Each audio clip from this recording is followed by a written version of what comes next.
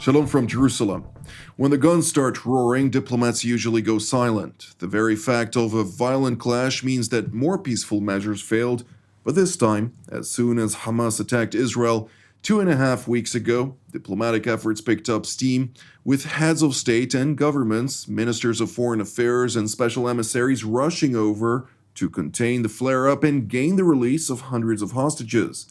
Does diplomacy have a chance in these stormy circumstances? Who, if anyone, may have the power, paycheck, and persistence to bring about the Kissingerian conclusion to the crisis? To help us analyze it, we're joined from the Kingdom of the Netherlands by the former Foreign Minister of the Netherlands, Professor Rosenthal. Thank you for joining us, sir. Also joining us is the former Foreign Minister of Croatia. From Croatia, Zagreb, is Professor Miro Kovac. Thank you for joining us as well, sir. And with me in the studio, sitting in for TV7 Editor-at-Large, Mr. Miro Oren, is the former Deputy Director of the National Security Council and an in-house panelist of TV7, Mr. Eran Etzion. Eran, give us a broader understanding on the geostrategic scene. Where are the diplomatic implications right now, the so-called branches and sequences, if I may, of the latest developments here in Israel? Well, first of all, for any of our viewers who are not currently in Israel, I think it's very difficult to really understand the depth of the shock, the national shock that all of us underwent. It goes all the way up to the Prime Minister and all the way down to virtually each and every citizen. This was an eventuality that nobody prepared for. I had the pleasure or the opportunity to play dozens of war games in my various capacities. Nothing that we ever played in any scenario resembled this.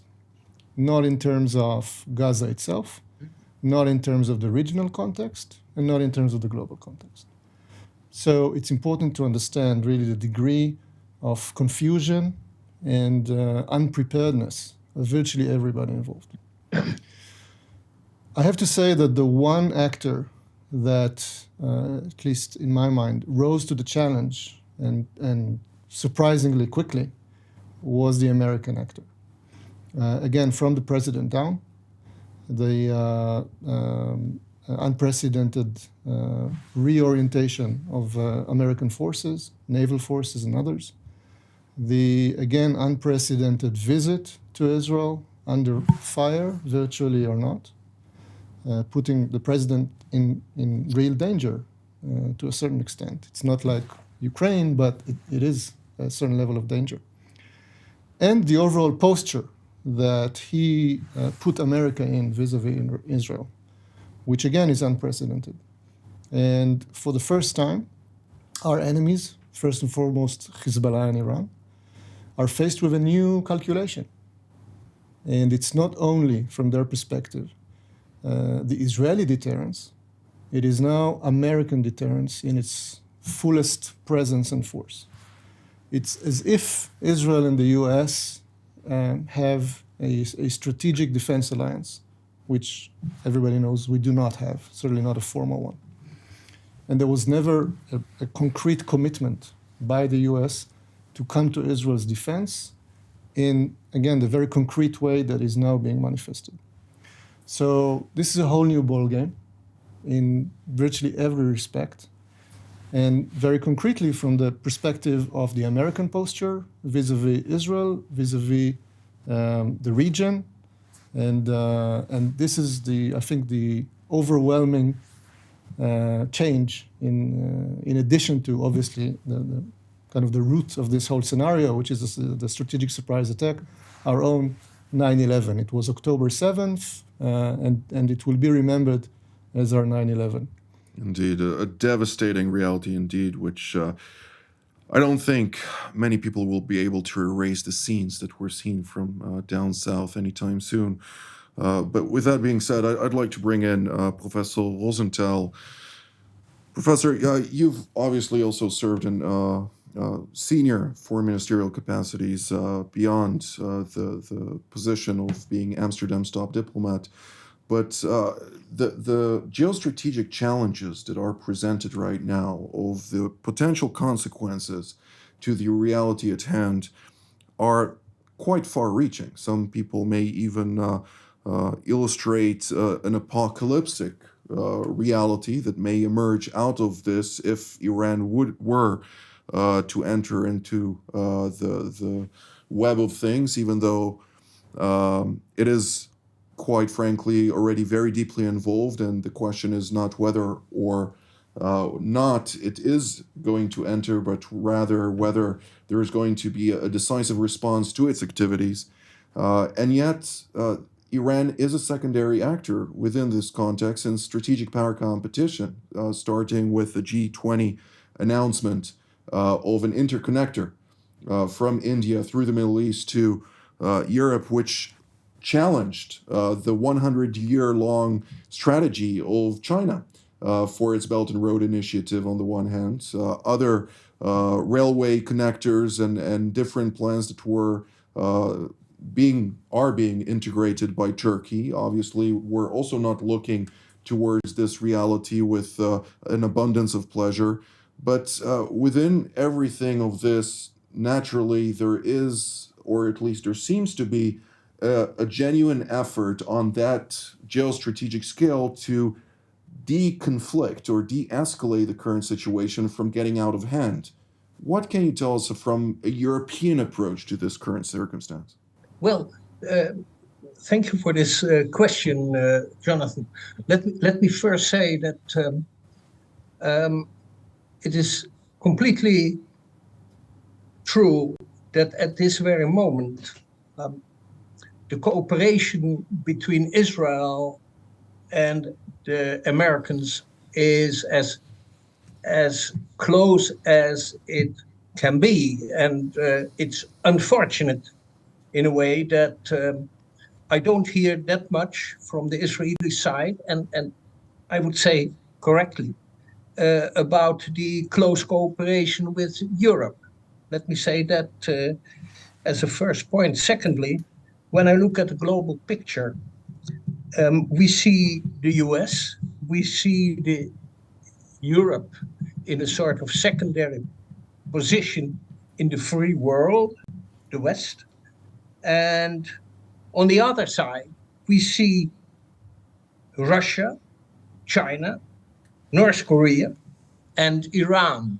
And here, especially the position of China is of great importance, and where we had some hope in the first days that the Chinese might take a little bit of a midway position, they actually have been working at tightening actually their alliance with the Russians and also with Iran. And that is of great concern. The more so because when we look at the American side, in a global context, we should say that the United States are really stretched to the utmost now. They have to be careful. They have to be active in the direct threat to Israel. They have the Ukraine on their hands. They have to be careful about what is happening in the Pacific, Taiwan. So they have quite a burden to bear. And the more so because we should not exclude the very somber perspective of Israel coming to a situation where it will indeed have to fight on two fronts, the southern and the northern front, if not also by being a proxy of Iran on the Syrian and the Iraqi side. So the picture is very, very dark, and I would hope that we could have Iran coming to terms with the situation and understanding that it is in the Iranian self-interest not to get involved in a clash where they would lose their two proxies, namely Hamas and Hezbollah. Indeed. Well, I think it's also very important to highlight that the United States, despite not declaring openly so, is seeing a sort of US-led coalition being established currently in the Eastern Mediterranean. We see the British deployments, we see the Dutch deployments, the Italians and other European nations sending troops, sending strategic vessels, which are of war capacity, not counter-terror capacity, which indicates a lot. But I'd like to bring also Professor Kovac into the discussion. Professor, when we're looking at the broader situation, obviously the challenges are not currently in a de-escalatory situation. Things are getting, seems to be at least, in a certain semi-stalemate, but it is still the quiet before the storm, so to speak. How do you currently map out the situation? I was not surprised by the Americans being so engaged. I think that the Americans not only have to protect Israel, they have an obligation and they will do that. It is also about the status of the US in the world. And when I speak about the US in the world, I mean the Western world. And the Western world is what, basically? It is, I would call it as such, although it is not homogeneous, but it is a Judeo-Christian paradigm. And what is going on right now is that the foes of Israel are trying, or those ones who are competitors of the US, it's the same camp basically, they're not all foes of Israel, some of them are, like Iran. They're together, why? Because they want to profit from the situation to weaken the West, to weaken the US. So this is a world conflict. Fortunately, thus far, there has been no regional conflict, no war between Iran and Israel, no war between the US and Iran. But unfortunately, this possibility exists. So that is why the Americans sent their forces to the region to show clearly that they are ready to combat if needed. So if Hezbollah decides to intervene drastically, the US will answer very harshly. They have to, and I will repeat it, because of Israel, but also because of the status of the US in the world community. They have to, because otherwise, if you show weakness, the other camp trying now to build a new order, and this is what Mr. Putin has said. So Mr. Putin is not a foe of Israel. He has a good relationship with Mr. Netanyahu. He's not an anti-Semite, Mr. Putin, but he would like to benefit from the situation to stabilize his power in Russia and to have the upper hand in the conflict against Ukraine. So he said recently in Sochi that he wants to build a new world order. And this new world order, the conception is different from that one of the US. So we have a clash of new world order conceptions. Thus far, the strongest one is the US-led order. But if the US shows weakness when it comes to Israel, I would say it's even riskier to show weakness in the case of Israel than in the case of Ukraine. Then this will be exploited by China, by Iran, by Russia, logically.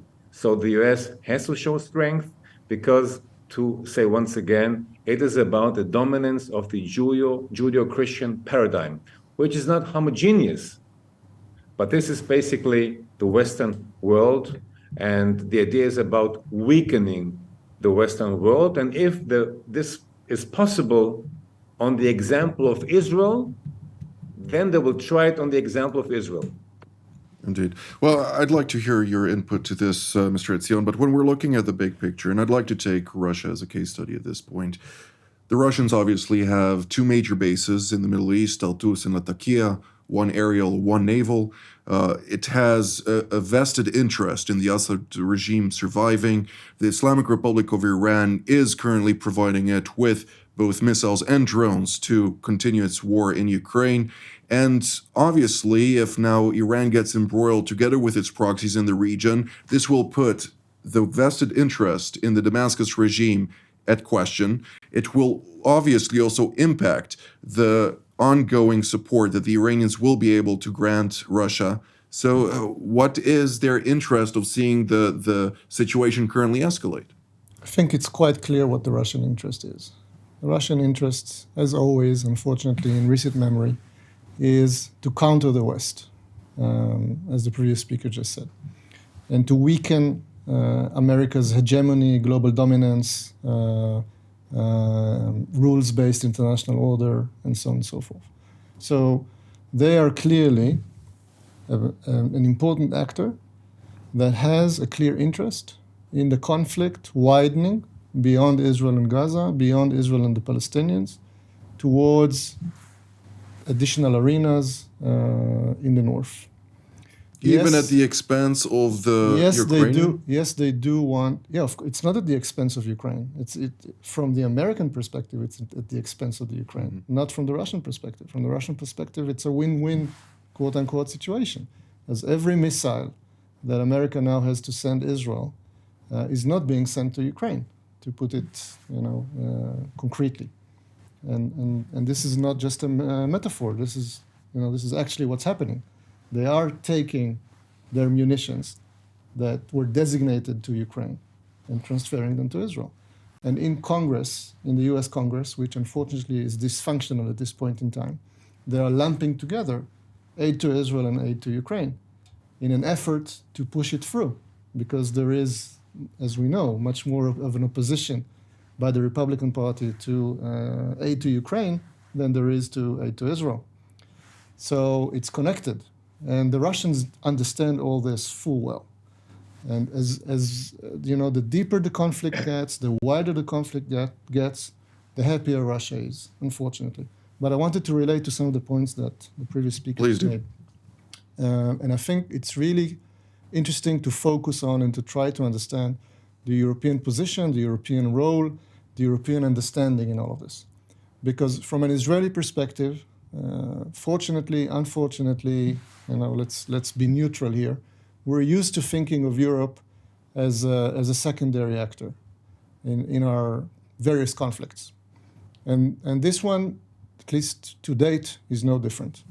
And I think the Europeans have some really serious questions to ask themselves.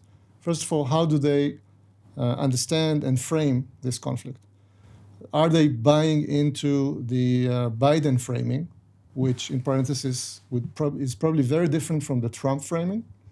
And if we look at the time frame, we have 1 year until potentially a second Trump administration and a complete, what I think will be a complete reshuffling of the American strategy vis-a-vis the world, vis-a-vis Europe and NATO, and vis-a-vis the Middle East and Israel. But this Biden framing that lumps together the democratic camp on the one hand and the autocratic camp on the other, as you, Mr. Rosenthal, put it, with the new axis, the old new axis of evil, led by Russia, North Korea, Iran, and so on the one hand, and the US, Europe, Israel on the other. If Europe is buying into this, what does it mean in terms of its position vis-a-vis the conflict and vis-a-vis Israel in the conflict? Because it's one thing to look at it in this frame, and it's very different to look at it through the old frame of Israel-Palestine. And right now, what I hear from Europe is not conclusive, let's put it this way. So that's point number one. Point number two, as always with Europe, the question is, who is Europe for the practical purposes of involvement in this conflict? Because what we're seeing so far is a minilateralism and not the classic EU policy-making processes and public diplomacy and so on, which allows Europe to be, I think, quicker, perhaps more agile in its posture in the conflict, including in the military aspects, but takes away from the larger frame of the EU. So these are, I think, the 2 points that are interesting to look into. Professor Rosenthal, would you like to comment? Yes, please. Allow me to say something about Russia and then Europe. With regard to Russia, I would say that Russia is actually now countering its isolation, which was developing after February 22 with the invasion into Ukraine. And it is now indeed one of the key players in this, what is sometimes called this axis of evil.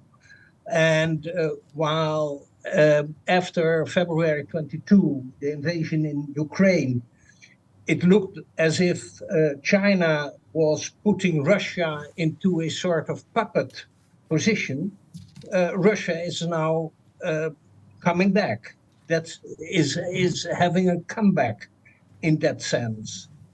That's one. Secondly, with regard to Europe, I can't avoid telling you that in my conversations with Bibi Netanyahu throughout the years, but it was already quite a long time ago, Bibi said at a certain moment to me something like, "I've given up on Europe." He was sad about the way in which Israel bashing was actually supported by many countries in Europe. But right now, we are in quite a different situation, and I fully agree with the fact that we should look at Europe as one of the cornerstones of this, what is called this Judeo-Christian paradigm. And if I say that, of course, Europe is in many ways divided when it is about the situation in the Middle East. What I would look at the moment is whether it would be possible to really reinforce again. We have lost a little bit on that. The close cooperation between Berlin, Germany, and Paris, France.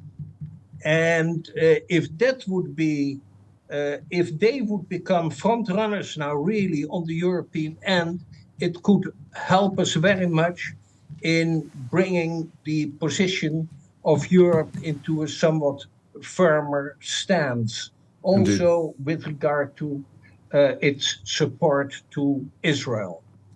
Indeed. I think one of the most important highlights that we should always remember is that the European Union was established in order to avoid war as an initial principle, which ultimately can only be guaranteed when France and Berlin are in very strong and robust relations. Unfortunately, we see that the last several years, this relation has not been completely aligned and obviously has impacted the European capacity to deal with various crises worldwide. But Professor Kovac, there is not very much time left, therefore I'd like to leave that time for you.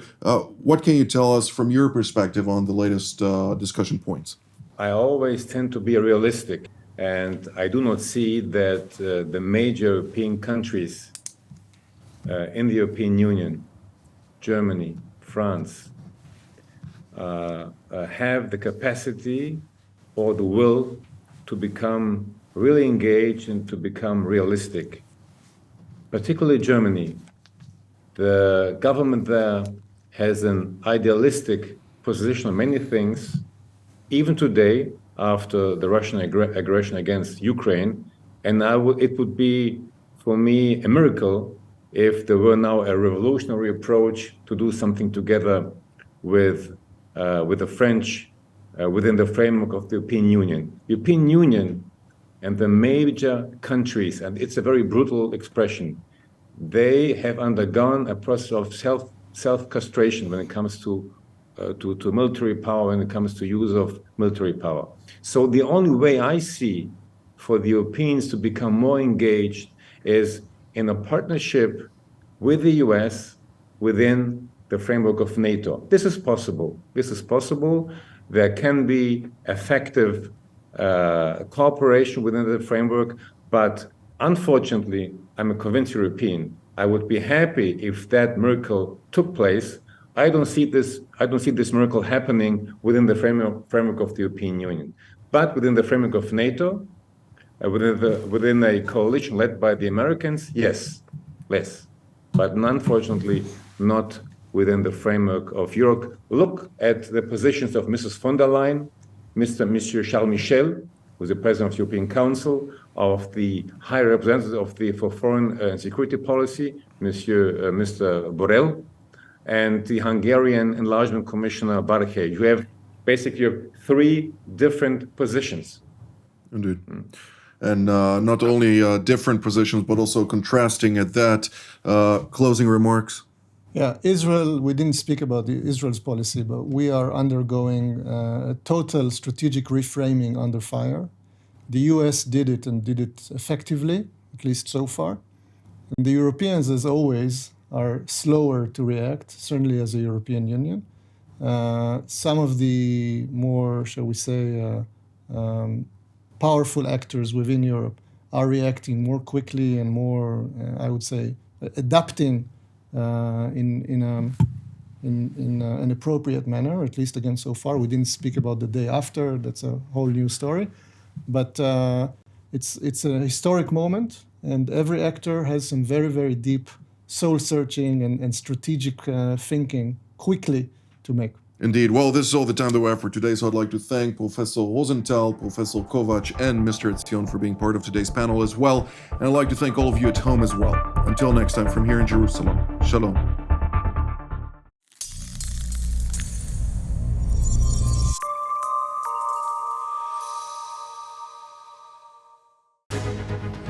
Shalom, I'm Danny Ayalon, former Israeli ambassador to the United States, former deputy foreign minister and member of Knesset.